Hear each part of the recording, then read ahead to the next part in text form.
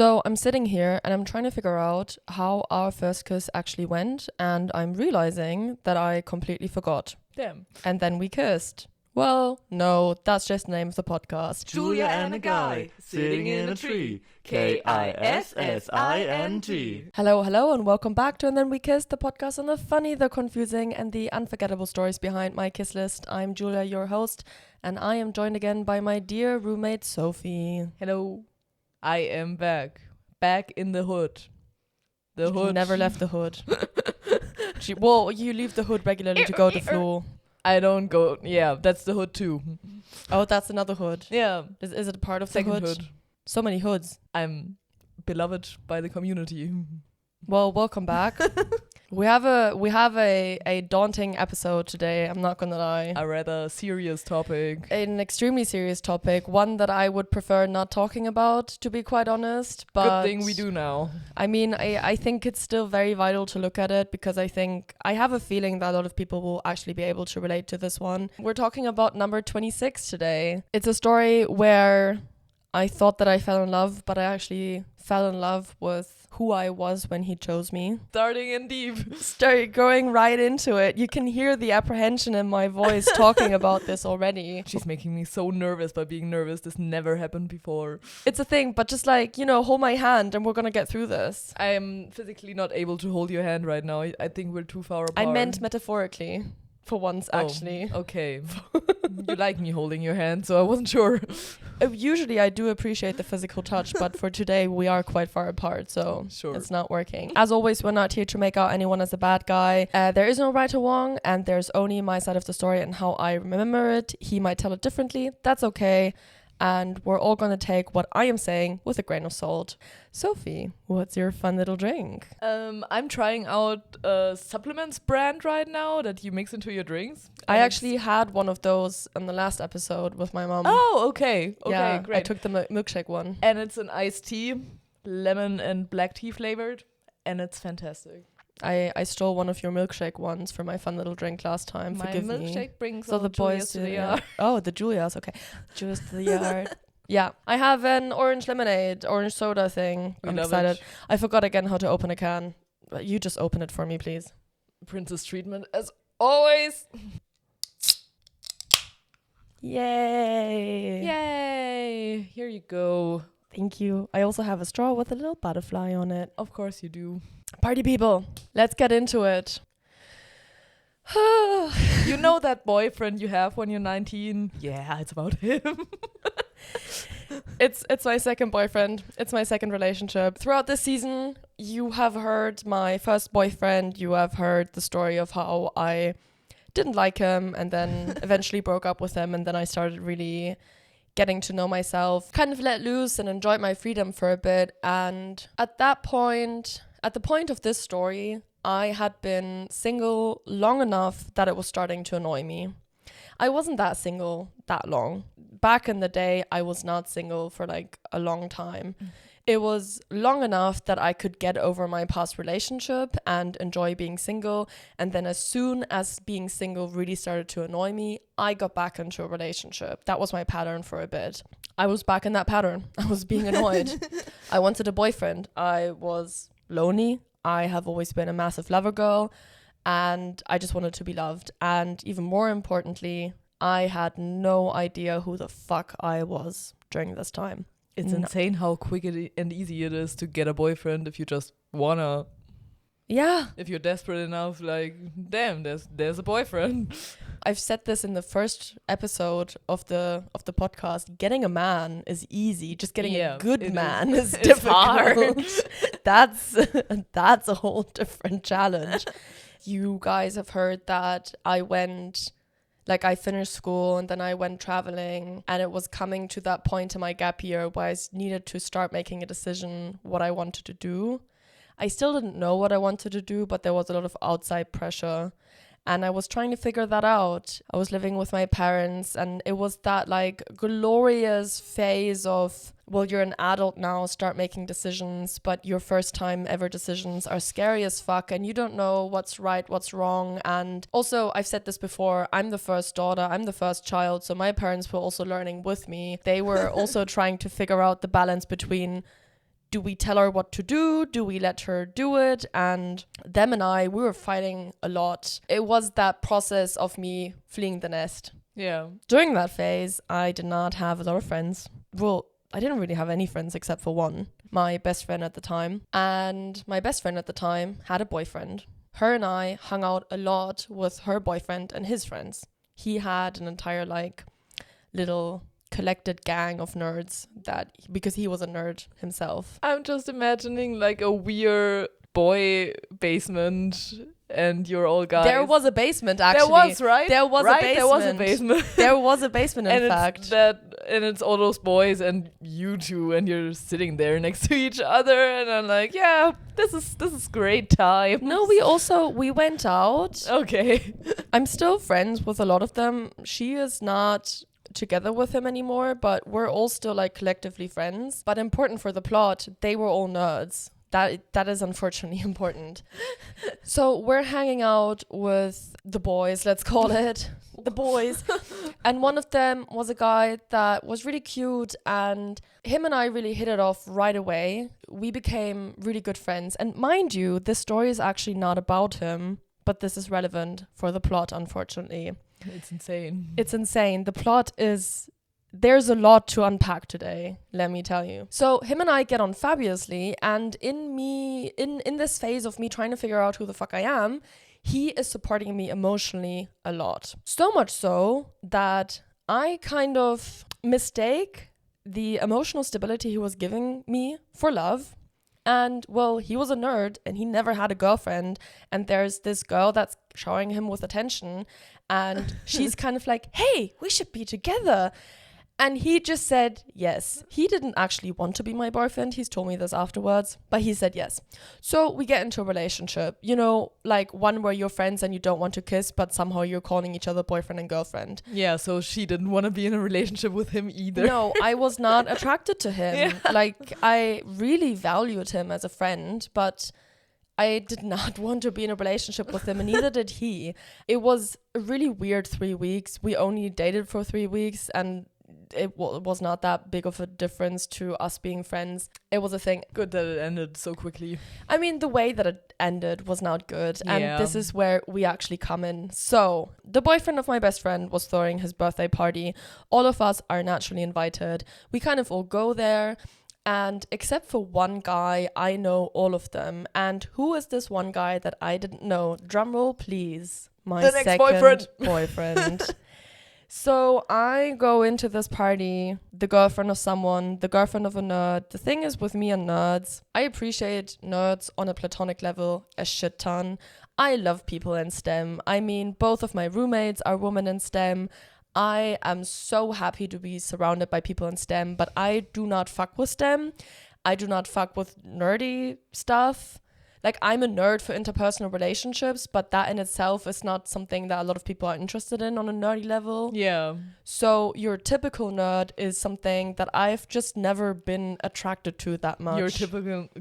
Your typical nerd is also so not interested in interpersonal relationships. No, and also your typical nerd, I think a lot of really nerdy people, if we're gonna generalize real quick, I think a lot of nerdy people really value like intellectual conversations, and I've heard from a bunch of my girlfriends that are into nerds that they actually get turned on by intellectual conversations. Yeah. And I value intellectual conversations, but I don't get turned on by them. And I don't think that nerds are able to get sex going without intellectual conversations. And so it just never progresses into sex. So mean. Between them and me. I'm generalizing. It's fine. You're in the presence of a nerd, so it's like getting the N-word passed by a black person. I guess. Hard generalization, but that has just been my personal experience with nerds. I am well aware that there are nerdy people out there who do not function like this. Anyway, I was the girlfriend of a nerd, getting back to the story, going into this party thinking I knew everyone that was there. And suddenly there's this childhood best friend of the boyfriend, of my best friend boyfriends. And he's a bad boy. And he is dark and mysterious and he actually forbidden was. and tattoos, leather jacket, your typical bad boy from around the corner, like... This sounds like a bad YA novel. oh my god, It's actually childhood best friend of my boyfriend. I was actually thinking about this today while cleaning, and I came to the realization that this entire story is very dark romance. yeah, totally. And I've always been a sucker for dark romance, so that sums it up. That sums it up quite shit. perfectly. The only dark romance I've ever read was like a Viking and a harpy, and she always transformed into the harpy thing when they had sex and grew like massive claws and wings and stuff and like ripped him apart, but he wouldn't die because he's a god Viking, I guess. Weird shit. Never again. Anyways. Thank you for sharing that. Every day I find something out about you that disturbs me a little. She sucked him off in Valhalla while their whole family was watching for some reason. And then the like great-great-grandma of him asked if she would spit or swallow. Anyway. What? Yeah, it was so weird. Most of the stuff that I've read was actually always reverse harem. That suits you so good. I know. One woman with multiple boyfriends. Yeah, that's you. That is me in a nutshell. Well, anyway, getting back to the story, I walk into that party and I see this bad boy, and this bad boy, mind you, he has a girlfriend. The girlfriend isn't there, but I very quickly find out that he has a girlfriend, and I do not care. I also don't care that my boyfriend was there. I simply did not care. The chemistry was insane. I was so attracted to him, and I immediately like went for it, tried starting a conversation. It worked. He like went for it as well. And we were kind of like low-key flirting the entire evening. Long story short, I somehow during that evening in my, on this journey of self-discovery, decided that I was not fit to be in a relationship, and so I just ended things with the guy that I was like in a relationship with at the party, and then he started crying, and then everyone kind of had to like console him, and I was the bad girl that broke his heart, which mind you I was, because that was just pure insane and mean. shit behavior. Why the fuck could I not wait until the next day when there was no alcohol flowing and we had a moment of privacy and he had a moment of like collecting himself in the in his own space? Why did I not just wait? I don't know. Because I was, and I know why, because I have always been emotionally very impulsive. I always kind of like try to keep it to myself, and I try to not be impulsive until it just kind of like burst out me. Nowadays, I have a handle on it where I try to find like a balance. I've got like the days where I'm more structured, and then I allow for more impulsivity on like the weekends or whatever when it's okay. But at the time, I was really like suppressing it, and then it completely burst out of me. That feeling of I need to be true to myself. I need to follow my dreams or whatever. Which is true, but not at the expense of others. That's exactly it. Like there's intent and then there's behavior, and it's okay to follow your dreams, girl. But like be kind to other people. Yeah. I was such a terrible person that night. And it's something that I'm very ashamed of, because I was also a really bad friend to my then best friend. That's like a whole other story. It has to do with this, but like unpacking that is too much. But anyway, I was a really bad friend to her, and it actually ended the friendship. And then years later, I was fortunate enough for her to reach out to me again, and I had a chance to like profusely apologize for everything that happened. And to this day, I will, when this topic comes out, apologize for everything that happened, because to this day, I am just not happy with my behavior, but it was a thing. I think it also had to do with the fact that I was in this intense phase of trying to figure out who I was. You did a whole year of soul searching. You came up with a lot of little pieces, like one of those really big puzzles. You figured out the frame, and the inside is just all... You know what? I actually do think that that's a good comparison, because I was really stuck between what I felt like society wanted from me and what I wanted. And I had no idea how to like merge those two. So I was either being the perfect good girl that was doing what society wanted from her, following the social script, as we have talked about, or I like out of nowhere burst free from that, became super impulsive and just started doing my own shit at the expense of other people's feelings. Anyway, moving on from my guilty feelings, let's get into the relationship. But that was the starting point. I was lost. I had no idea who I was. Enter bad boy. perfect foundation for a relationship, dare I say. Him and I flirted at the party. Neither my best friend nor her boyfriend were happy with us flirting. That was very obvious. Throughout the party, we're flirting, but nothing happens. And then most of the people at the party stayed over at that house. And then I went home to sleep in my own bed because I lived close by. Next morning, I came around and we all kind of had breakfast together. Him and I were sitting at that big table with the others and we kept like glancing at each other and it just felt like electric. It felt forbidden and electric. And then a couple of days later, I find his number in the group chat and, you know, I find like a reason to text him like, oh, what was that song you showed me, whatever. Of and course. We started texting and he was so glad that I had texted him because he told me that he didn't come up with the thought of like going into the group chat. He just kind of kicked himself for not asking for my number. Looking back, I think that was a whole lot of bullshit and he did not care enough to pursue me. But like it felt like he wanted to pursue me. Yeah. I go on vacation for 2 weeks with my family and throughout that entire vacation, him and I, Bad Boy and I, are texting back and forth. By the way, we don't have a nickname for him, but I'm starting to think that it has to be Bad Boy. Yeah, it kind of has to be Bad Boy. Let's discuss it at the end. But anyway, Bad Boy and I are texting throughout this entire vacation and it quickly comes to light that he actually broke things off with his girlfriend. He told me that had nothing to do with me, that they had been together for a couple of years. He was not feeling it anymore. And so he broke things off with her.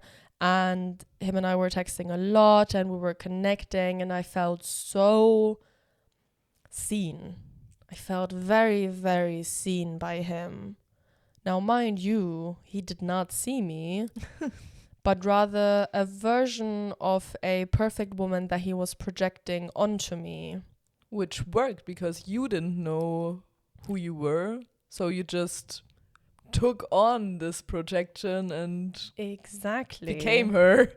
Exactly. Also, you know, like if you don't know who you are and there's this guy who is telling you who you are and it all sounds so nice, it all sounds so fantastic because mind you, this is the perfect woman. Yeah. And you will hear this throughout the rest of the story. This guy was really into your typical traditional woman, which you aren't, but who cares? Yeah, but he had this like sense of, I've already said it, but he was like deep in a Madonna horror complex and he was full on praising me to be a Madonna, kind of like praising me for having a curvy body because a curvy body is like a good one to have children, right? And he had like all of these medical facts to back it up, which I mean, he's not wrong about, but still. Weird. Praising me, he kind of saw me as this like selfless, giving, loving Madonna who was so pure. Damn. At her heart. I was like the good girl in his eyes. That was like who I am to him. That was who I am. And I was eating that shit up.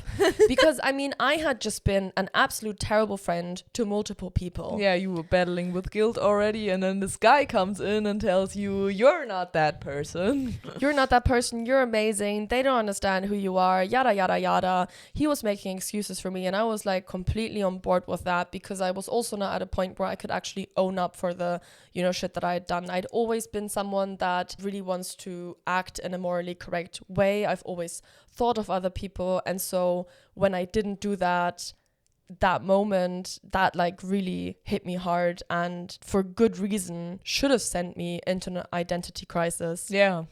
It didn't because he like pulled me out of it before I could get into it, and he was like, no.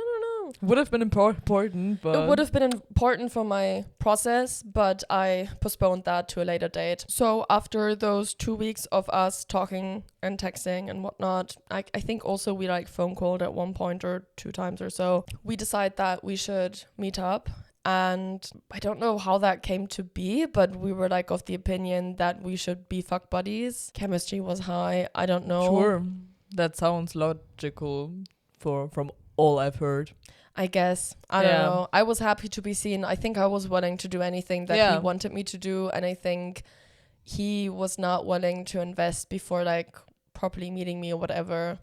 Anyway, he wanted to have sex, so we had sex. Sure. I came over to his place.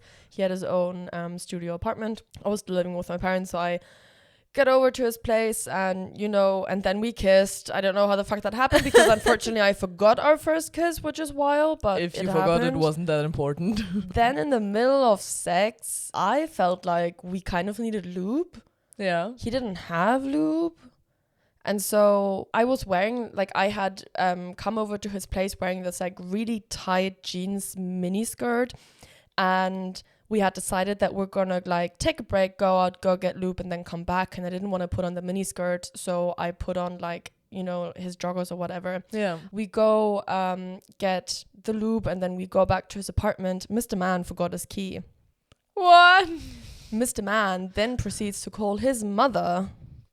And his mother says, you know what, I'm gonna come and bring you your key, but only if we go for a cup of coffee. So I full on meet his mother in his clothing, looking disheveled because we just fucked.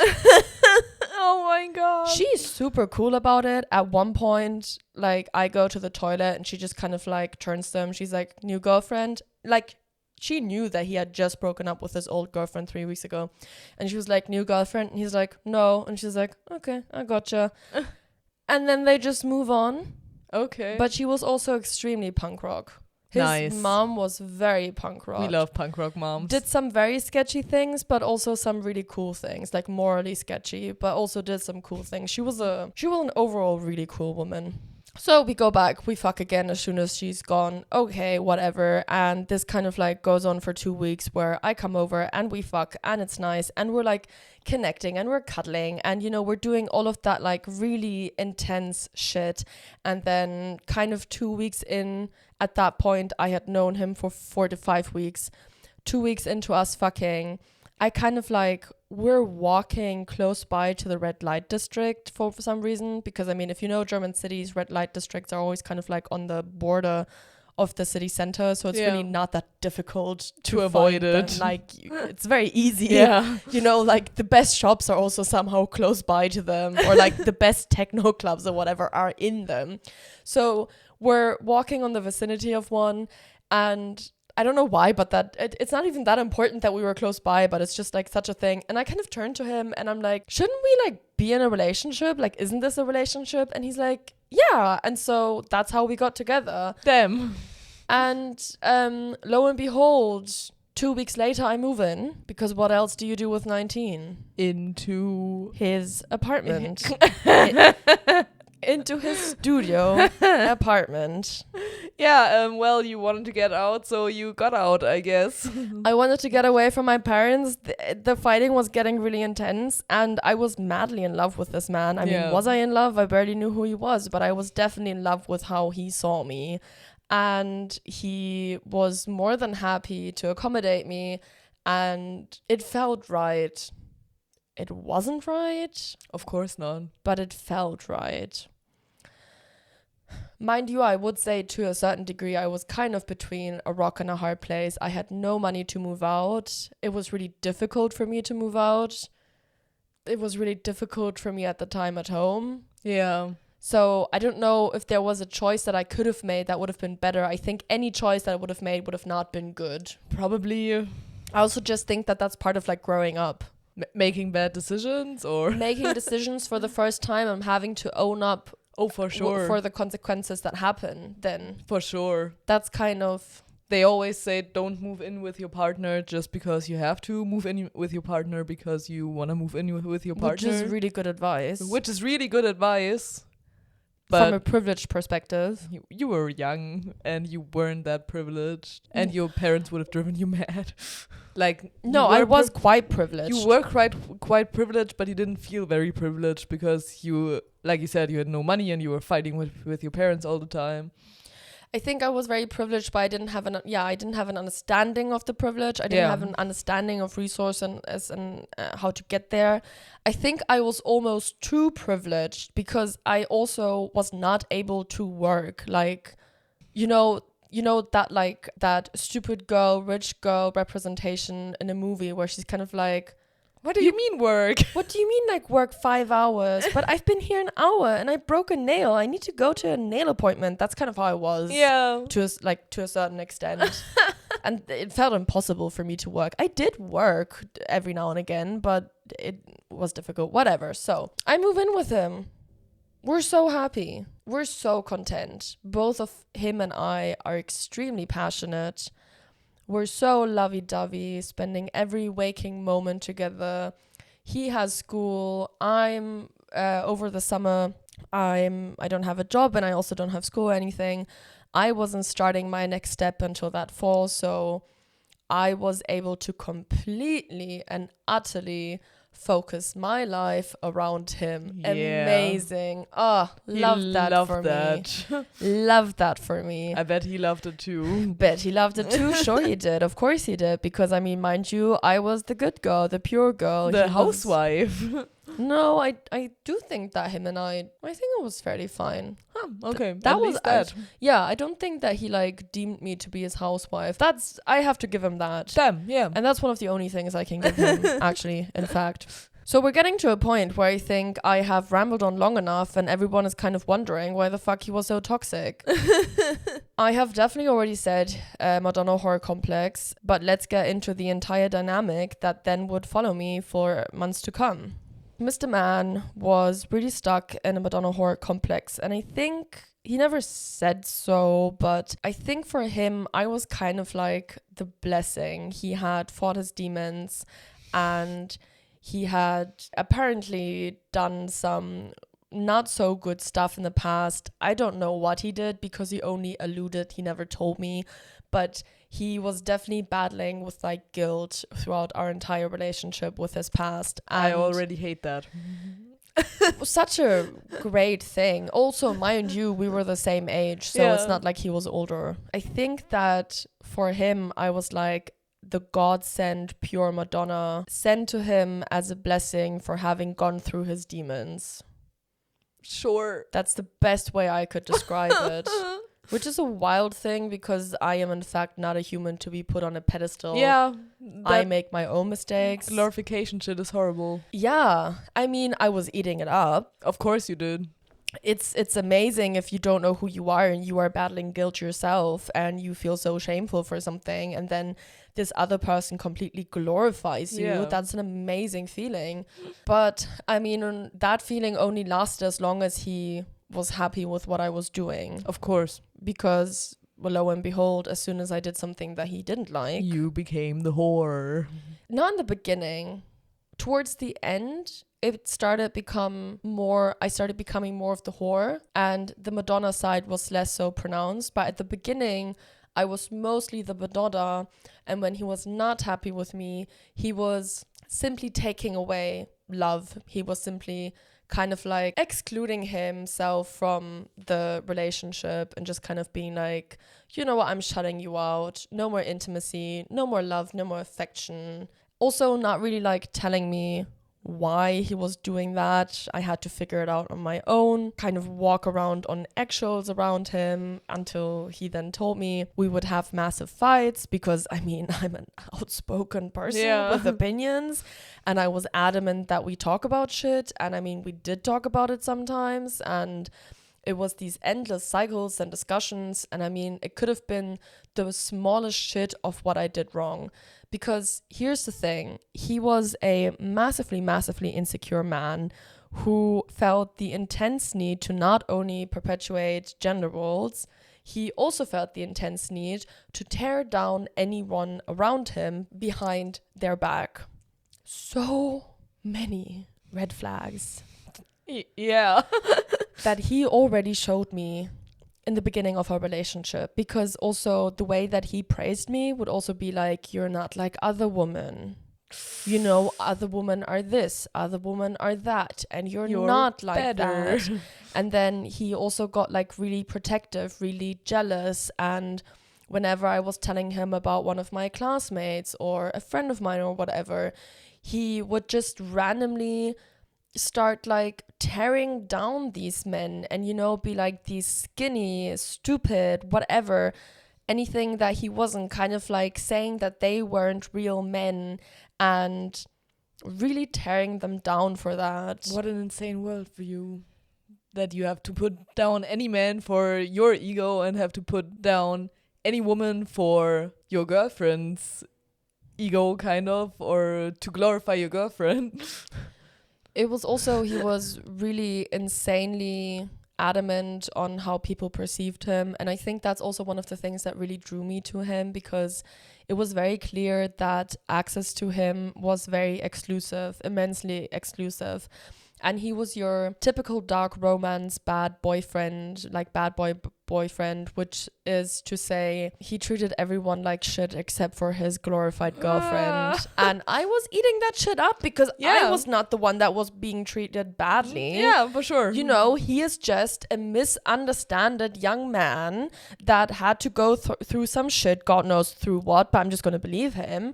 And I mean, here I am helping him through his trauma, and it's not his fault, right? If you'd all be perfect like me, maybe you would have gotten a chance at being in his life too. Excellent point right there. Not everyone can be as perfect as I was back then. My God.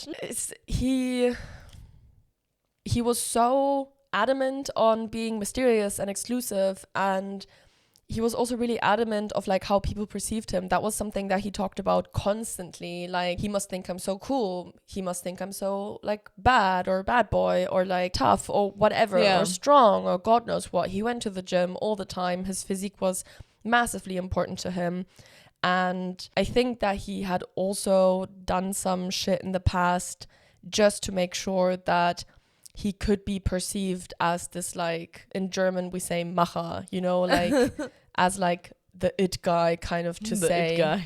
I don't know how else to say this, as like the cool guy. Again, he didn't really open up about his past that much, but one of the things that he told me was that apparently he would like fuck women, and before he would fuck them, he would put numbing cream on his dick so that he could last longer and fuck them for hours, so the woman would then tell all of the other people what like an insane guy he is because he can last that long in bed. Wouldn't your pussy feel numb too, because the cream isn't all the way in the skin now? I do question though if these women would then, like, maybe they felt it but wouldn't say anything. Yeah. Because they wanted to be like a good woman for him.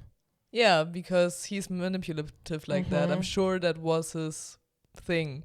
Oh, it was such a thing. Yeah. It was such a thing, because he was subtly comparing me to every woman in his life. So obviously also to his mom? Oh yeah.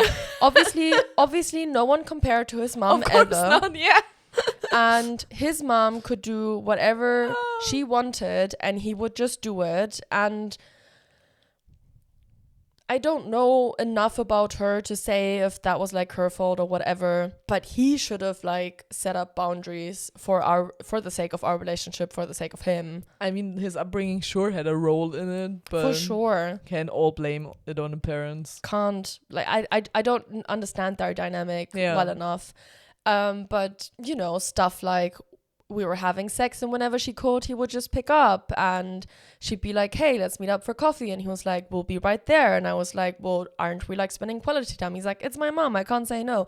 That kind of stuff. She obviously had a key to the apartment, so she could come in whenever she wanted. Hell no. It was wild shit. It was insane, and he never said anything because his mom was like the ultimate, right? The ultimate woman. He was friends with a lot of his female classmates. Well, I mean, define what friends means, because obviously he was tearing them down behind their back, and in this really degrading way as well. And he was always subtly comparing me to his friends. I think that's what it had to be, because I am a jealous person, but I was insanely insecure and jealous in regards to his female classmates. And looking back, I don't just get insanely insecure and jealous for no reason. No, you don't. He would kind of help me through that insecurity by building me up in comparison to them. Which is really unhealthy. So that shouldn't be the base. Exactly. So whenever I then fell short, I was insecure again, because as long as I am not playing that role that he wants me to play, the love is being taken away and I'm not that woman. And it all kind of came to this like boiling point where about maybe like 8 or 9 months into our relationship, he kind of, I had been going through shit at the time. I was suicidal. I was not doing well. I didn't know that I was suicidal. Like, I was just not doing well. Yeah. And definitely had to do with him, but also had to do with other aspects in my life. Big, massive mental health issues, and still no sense of identity and what I wanted to do with my career, and I didn't know where I was going. How are you supposed to grow in that situation? Yeah. A couple of weeks into me not like feeling well at all, I'm out with a friend of mine, and he suddenly starts picking this insane fight over text, which with like no ground to stand on.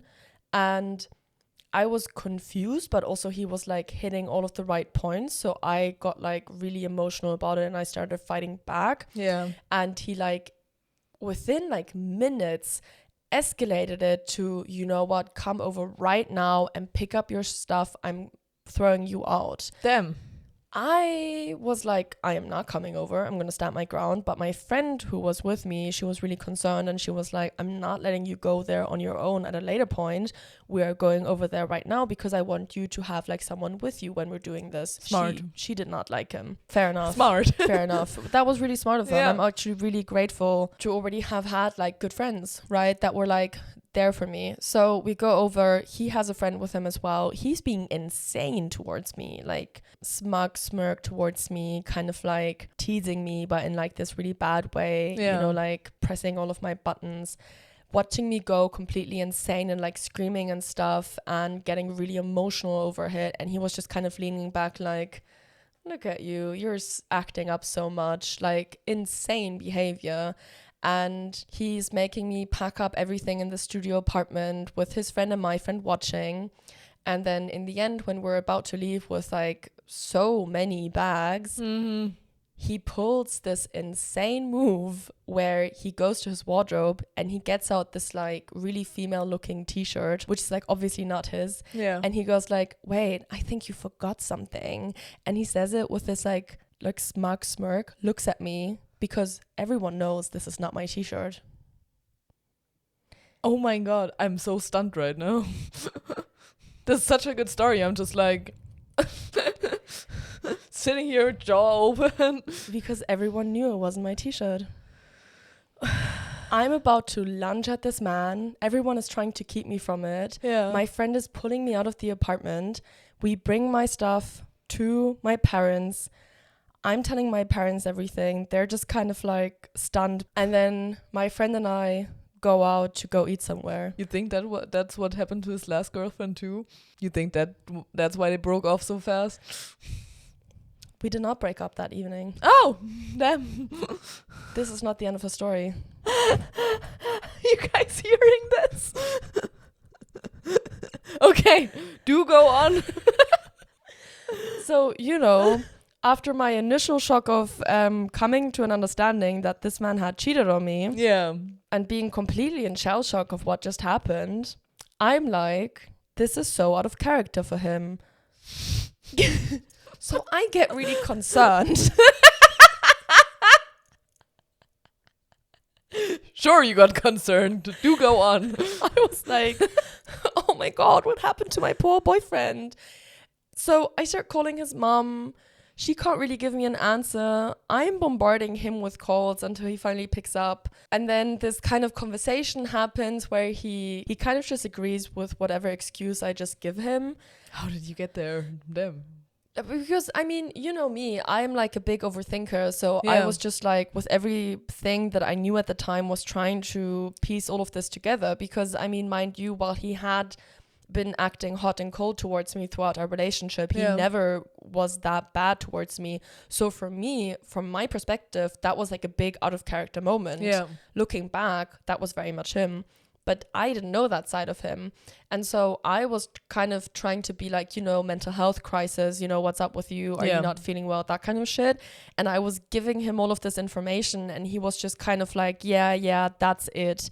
And then he kind of like, you know, Oh, I get it. Yeah. threw me a bone like, I'm so sorry, babe. This will never happen again. And then, because, well, you know, so we're back together. You explained the fight away where he should have apologized. Exactly. and Exactly. He should have come up with like explaining to you why he did what he did. But Exactly. instead you explained to him why he did what he did. And I was being so nice about it as Yeah. well. You know, oh, the stress must have been getting to you, that kind of shit. And he was like, yeah, it was. Yeah. And then, so I did not end up moving back in with him. I stayed with my parents, Good. but we were still together. And then I think like a couple of days later or so, because obviously we were still like talking about it every now and again, he told me that the reason why he slept with someone else, and it was also one of his female classmates, and I also had a gut feeling that something happened between them that night that they met up, but he had talked me out of it, and Yeah. my gut feeling was right. And then he had told me a couple of weeks later with that insane t-shirt movement. But anyway, getting back to the point, he told me the reason why he slept with someone else is because, drumroll please, I had not been putting out for 3 weeks because I was suicidal. Oh, yeah, I could have thought of that. Yeah, that's totally fair. Sure. That's such a man thing to say. Oh, my God. Now, some background information for you, if you will. Fairly at the beginning of our relationship, he had told me that he doesn't masturbate because what are women for? Okay. And I was just like, sounds about right. Sure. You know, I went through all of this today in preparation for this episode, and it didn't really hit me what a misogynistic piece of shit this was Damn. until I looked through it with my feminist viewpoint of today. Yeah. So he essentially said he never masturbated because that is what women are for. He can just fuck a woman, or she can give him a blowjob and then he'll just like kind of throw them out. But he doesn't do that with me because I am special. Of I am course. different, right? So for me, I was like, oh, I'm special. I'm different. He Sounds looked you about straight in right. the eyes and was like, everybody's a cum dumpster but you. Hard. Love ya. And I was like, oh my God, love ya. Oh my God, he loves me. So he had said that fairly in the beginning of our relationship, and then he also always wanted to have a shit ton of sex. And I don't really know if he ever made me have sex. He definitely never raped me. Yeah. Like in black and white thinking, he never raped me. There might have been like scenes where he kind of like convinced you? convinced me, but I'm not entirely certain. I don't remember anything like that happening. Yeah. Also, I didn't have like a good understanding of sex, right? Like the sex that we were having was good.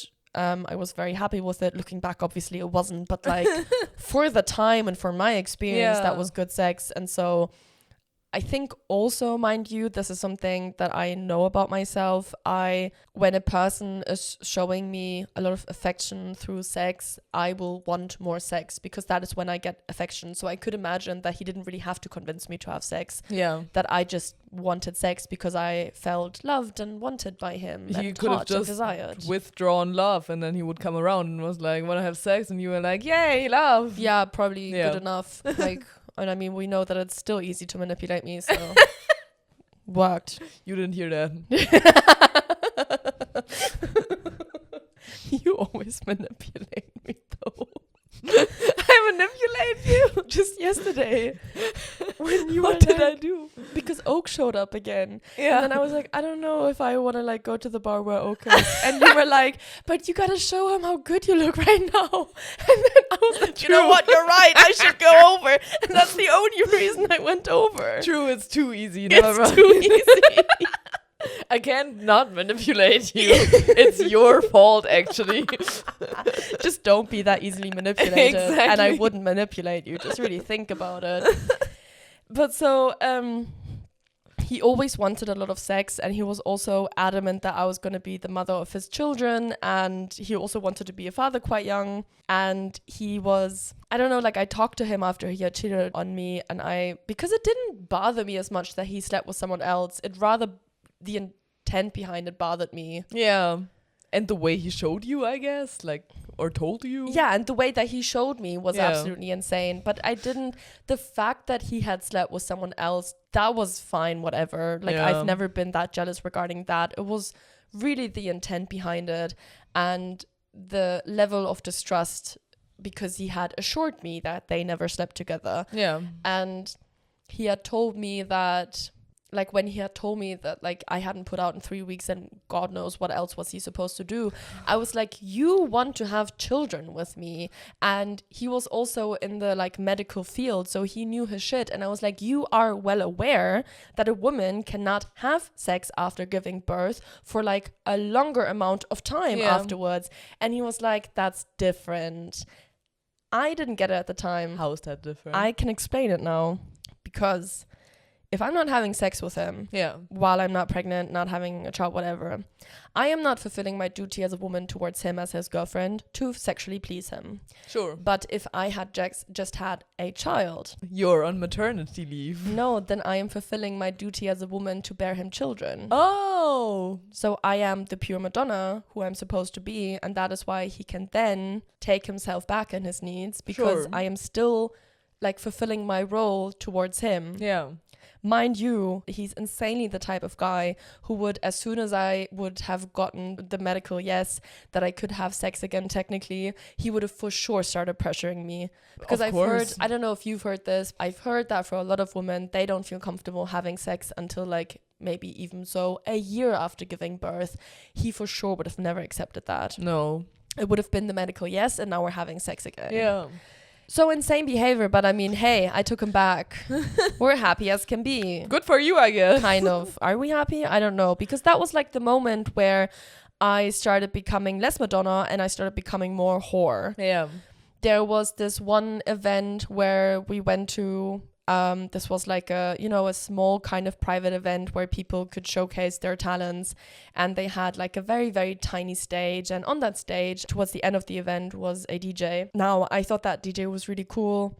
It was really hot in there, and I mean, I really easily get red, and so I was standing in front of the stage. He was standing on top of the stage, so there was like a slight, like I was looking up towards him, and I'm just kind of like giving him a lot of like positive feedback, like, hey, that was so good, I'm really impressed, like it was really insane, like where can I like listen to you, whatever, I really liked your set. And he then afterwards in our favorite cafe, my then boyfriend, bad boy, proceeds to tell me that everyone in the room could sense that I wanted to suck his dick with the I mean, yeah. Everybody's looking at you, Julia. Everybody, you're the main focus of the whole crowd. And also, mind you, And I everybody's as a woman, hating you. and mind you, I as a woman can also just not appreciate a man for his talents. Yeah. No. It actually, to be quite honest, it didn't hit me until this year that sentence made me so insecure when interacting with men. To this day, and it's been like a decade or so since we dated, until I started unpacking it this year, I got really, really easily insecure when talking to men, because I was like, what if my passion for whatever they're doing is going to translate into me wanting to sleep with them? Yeah, you didn't want to seem like you would throw yourself at them. Exactly. Insane. Insane. Insane. I'm getting madder and madder. To bring this extremely long story slowly to an end, because I mean, that is where we're heading. I think 2 or 3 months after he cheated on me, we then eventually broke up.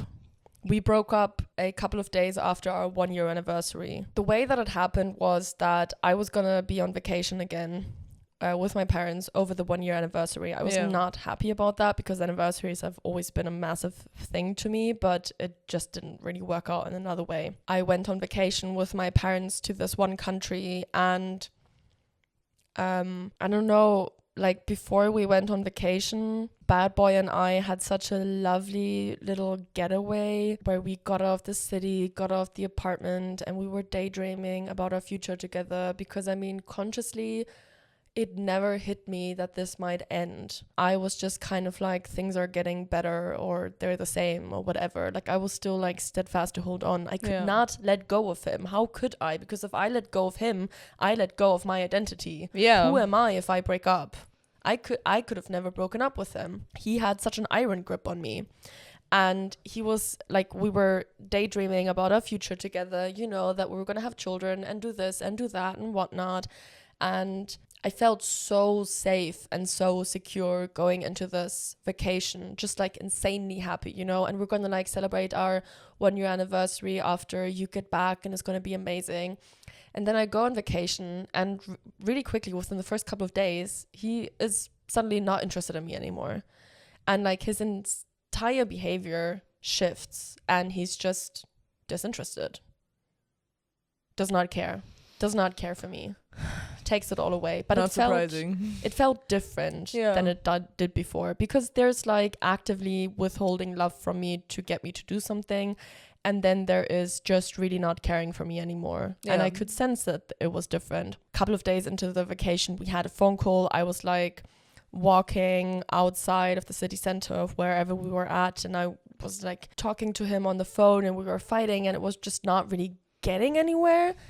And I remember hanging up on him and going into city center because I was like, well, now I need something sweet to eat. Yeah. And went into city center, kind of ran into this like street festival out of nowhere, and suddenly met a group of guys.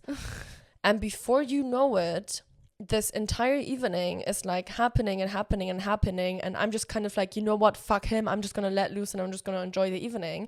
Before you know it, I am making out with a guy. And now this Good for you. is an Slay actual this is an actual story for the next episode, because I will be talking about this guy in the next episode with Flo. But yeah, I made out with him. And if there's one thing that you should know about me, is that while I generally am a very like liberal and open person and whatever, I am morally very sound. Yeah. I'm so adamant that if I have an agreement with someone, I'm not going to break it. So for me to actually go out and kiss someone else, A whole lot of shit must have happened. yeah, especially because he had told me from the get-go that if I ever cheated on him, he was going to break up with me, no questions asked, no conversations had. Yeah. And I was too scared of him to break up with me, and I still went out and I made out with someone else. Next day, it's our 1 year anniversary. I am not telling him what happened, because fuck him. He cheated on me. I don't know. It was like getting really bad between us. He did not care for me on that anniversary. He was completely disinterested. I essentially had to beg him to have a phone call, and then he was kind of like giving me all of these like superficial reasons with holes in their logic as to why he could not like continue talking, you know. And I was like, well, maybe we can have like a, you know, maybe we can celebrate when I get back. And he was like, you know, maybe we'll shit, see. Babe, I have to brush my turtle. I really have to go now. Oh my god, there's a dragon flying outside the window. Oh my Gotta god, hang up. I have to save my burning kitten from this house. Exactly. Yeah. So a couple of days more pass, and I'm slowly emotionally coming to a realization that his behavior is very different than usually, and it kind of hits me, and I'm like, oh my god, he's gonna break up with me. And so I text him and I'm like, are you gonna break up with me? And he's kind of like trying to keep me at bay, and he's like, let's just talk about it when you get back. And I was adamant. So I was yes. like, no, just like fucking tell me, are you gonna break up with me? And he's like, yes. I'm distraught but also calm. Your subconscious already knew. For sure. Your I body knew. too. And we're like texting, and I'm asking him if there's like, if he's gonna think about it differently, you know, like we could work on it, whatever. He's like, no. I then make the decision to prolong the holiday by one night. My parents with my sisters were gonna go home on like this one day, and we were in another part of the country. And I simply got back on the train and I went back to the city where I had made out with that one guy, got myself an Airbnb there, and had sex with him. While on the train there, texting with my bad boy boyfriend and being like, can't I change your mind somehow? Insane behavior on my part. It's so satisfying right now to hear that. That random ass city was like a safe haven, and you got back because like that's the only good experience you had for a while. Yeah, actually. Yeah, that there's a lot more to say about that one guy. Again, he's gonna have his own episode. Next but yeah. episode. So after like spending a night with him, I then get back on the train and I go home. And after a long train ride, my bad boy boyfriend picks me up from the train station. Mind you, him and I had been texting, and he was very kind to me. All of a sudden, he was very kind to me, and it seemed like he cared, but like in a very distant way. Looking back, he felt pity for me. Yeah. And so he was kind of like, oh no, poor her, I'm gonna break her heart, so I'm just gonna like be nice and like hold her hand while I'm breaking her heart. Like a receptionist at the Notaufnahme when you come in with a broken arm and they're no, like, so much "Poor." more hierarchy than that. So much more disdain and pity. Because he could have never seen me as an individual that was like eye to eye with him. He could have never just been like, she's a woman that can hold her own, I'm gonna end things with her, whatever. He was like, I'm gonna break her heart and I'm gonna ruin her life. and Oh no. exactly, I'm gonna ruin her life and she cannot handle it. So Yeah. I'm gonna be the good guy here and I'm gonna like make sure there's gonna be a good breakup. Yeah. Mind you, it was a good breakup, I will say. His intent for it was It's good terrible. that you broke up, yeah. No, well, like his intent was terrible, but it wasn't like, he was definitely there for me. Even if for the wrong reasons, he was there for me. He picks me up. We go to like some public private place, like, you know, public but more private. Yeah. And I think we had a conversation for 2 hours where I cried, I pleaded, I was trying to show him how much I loved him. I was like opening up my diary, showing him entries, being like, just believe me, I love you. At some point I started hitting him with my diary. I do that too when I want to show people my love. I hit them. Well, I actually do. That wasn't irony. Anyway. Insane. Anyway, I'm going back and forth between he's an asshole and please take me back. I'm hitting him with my diary. At some point he's wearing these like really nice white shoes and I start stomping on his shoes, on his feet, and like really trying to make them dirty. I am going insane here. Important stuff. Important because stuff. you know he thinks about the perception other people have of his white shoes. Like and he was just taking it. Yeah. He was just taking it. But instead of like taking it with shame and guilt as he should have, because he was like an insanely bad boyfriend towards me, he was taking it in a sense of, well, look at her. She's so pitiful that she's going through all of this. So I'm going to be the right bad, now. like I'm going to be the good Yeah. guy and be there for her. I'm just going to take it, you know, because I'm a good man. Hate him. The perception he must have of himself. What the It's hell? insane. So we break up. I go home and I lock myself in my room for like about a week and I don't really tell anyone what happened until I'm ready to tell everyone, because everyone around me knew that he was an asshole and I could not deal with it. I could not deal with them being right because I was so steadfast on, like, I was hoping that they were wrong. Yeah. I think one of the only things that actually helped me get through this was that my middle sister, she had her first boyfriend during this time and he broke up with her a couple of days after my ex broke up with me. Oh. And I was already in my room locked up and everyone just thought that I wanted to be on my own and no one knew what was going on. So my middle sister goes to my dad and she's kind of like crying and she's like, Dad, my boyfriend broke up with me. Dad, you know, like the emotionally available guy that he is, he's kind of like, go talk to your big sister. And so You were co-heartbreaking. and so she kind of comes into my room and she's like, Julia, and she's like crying and she's like, he broke up with me. And then I start crying and I'm like, he broke up with me. But it was kind of, I think, like what got me through that was that I had to be a big sister. I wanted to be a big sister and help her go through her first breakup. And that was like a way that I could go through that heartbreak myself. Because mind you, this was the first heartbreak that I had ever experienced. Because I didn't like my first boyfriend enough to go through heartbreak. This was the first time that I was going through heartbreak and it was insane to me. And it's the worst. I mean, I also was experiencing identity loss. Yeah. Everything all at once. Like, there's better forms of heartbreak than this one. Yeah. A couple of months later, I kind of called him up in the middle of the night. I had unblocked him, called him, and I was like, I wanted to see how he was doing because I felt this intense need to talk to him. And he was so cold and so distant, bragging about like his newest accomplishments and whatnot. Had no interest in me, and whenever I told him something, he was like talking to me about it, so with so much pity again for me, you know, like kind of like, look at that, you're doing so well for yourself, that kind of way. Yeah. And I kind of hung up feeling so empty, and I was so surprised to see how extremely distant he had talked to me. Looking back, like actually that was one of the things that really struck me and that I was able to conclude fairly quickly after the breakup, which was, I'm actually not surprised that he was so bad to me, because he was bad to everyone that he didn't like. Yeah.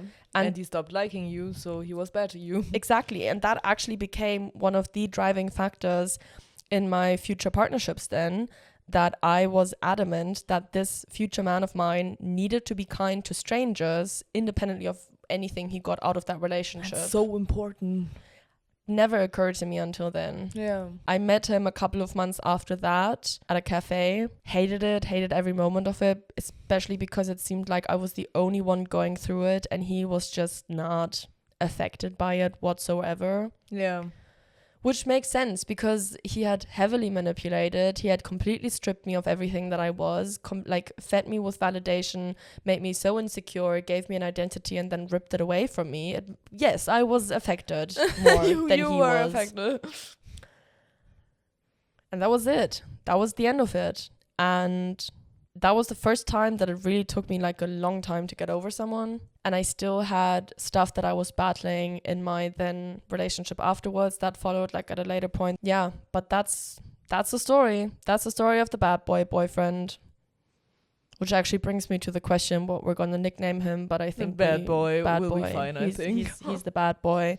Sure. So red flags, what do you think? I mean, I feel like it is relatable. I feel like a lot of us had boyfriends at a point where we should rather be doing soul searching. And a lot of us got a whole personality from that boyfriend, either through manipulation or by just absorbing this person and not being with anyone else. So, yeah. I think also it can really be summarized to he's a misogynistic piece of shit. He's a misogynistic piece of shit, yeah. It never occurred to me how extremely misogynistic he was until today. I had for a good part of me getting over him, I was still protecting him and his actions. Yeah.